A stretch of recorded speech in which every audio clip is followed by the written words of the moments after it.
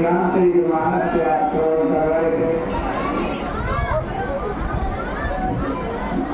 लंका के 4 दरवाजों की चर्चा आपने सुनी और उन चारों दरवाजों में बड़े बड़े महारथी योद्धा बैठे हैं और उधर राम जी की सेना खड़ी है युद्ध करने के। रावण को पहले अनेक प्रकार से समझाया, अनेक लोग गए रावण को समझाने के लिए और कहा सीता जी को वापस कर दो, युद्ध नहीं होगा, तुम्हारे प्राण कट जाएंगे, लंका की रक्षा होगी, राक्षसों की रक्षा होगी और तुम अखंड राज्य करना। लेकिन रावण नहीं माना और जब किसी प्रकार से नहीं माना तो लंका पर आक्रमण करने का निर्णय किया गया। राम जी की आज्ञा हुई और आज्ञा होते ही क्या हुआ कि हर्षित राम चरण सिर नावहि, हर्षित राम चरण सिर नावहि,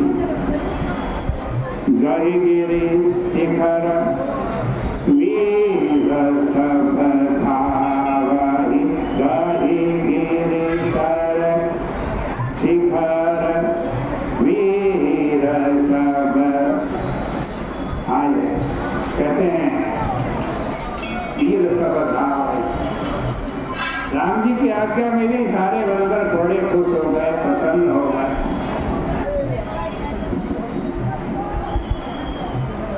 राम जी के चरणों को अपने सिर में धारण करते हुए और अपने सिर के ऊपर बड़े बड़े पर्वतों को धारण करते हुए दौड़ने लगे।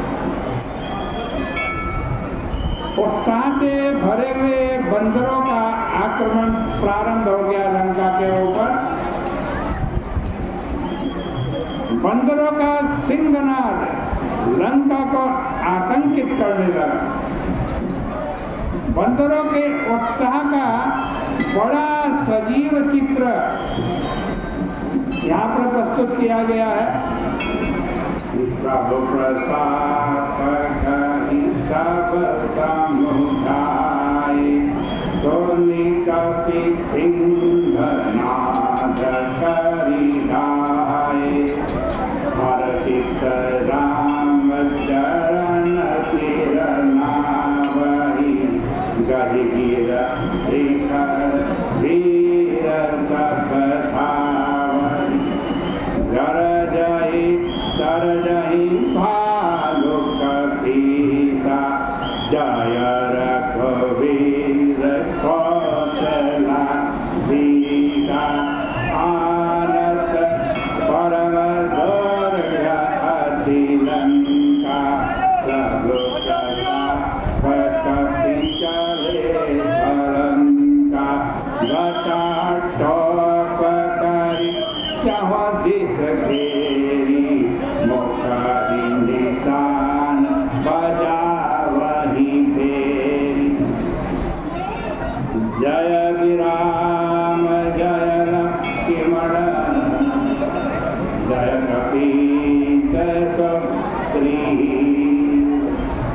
गरजहि सिंहनाद कपी भालु महाबलसी।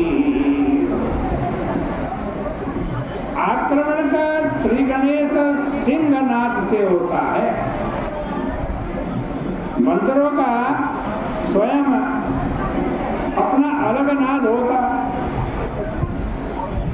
विभिन्न मनस्थितियों में मंत्रों के द्वारा अलग अलग प्रकार की ध्वनि की जाती है। अतः आक्रमण के प्रारंभ में यदि कपिनाद का वर्णन किया जाता तो यह अधिक स्वाभाविक होगा, किंतु गोस्वामी जी कपिनाद के स्थान पर सिंहनाद का वर्णन करते हैं। सिंहनाद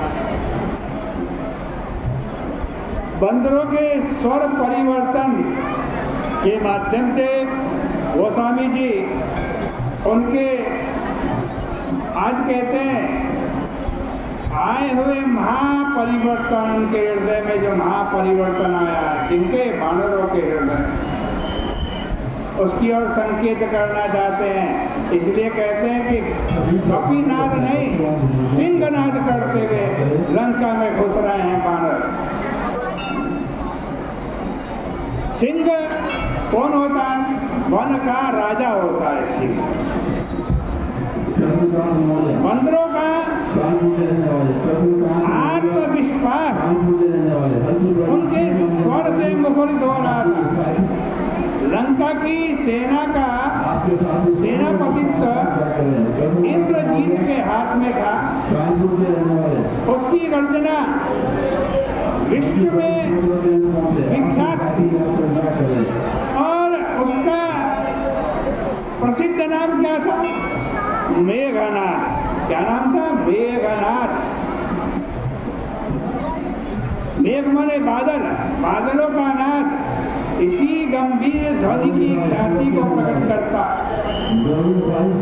लंका की ओर से यदि मेघनाद है तो बंदरों की ओर से सिंहनाद के रूप में दिया जाने वाला उत्तर कम उत्साहवर्धक नहीं। बंदरों के इस आत्मविश्वास के पीछे केवल उनका अपना ही बल नहीं है, परंतु प्रभु श्री राम के प्रताप की स्मृति ने उन्हें यह प्रेरणा आज प्रदान की है। लंका के राक्षस युद्ध के महान पंडित थे।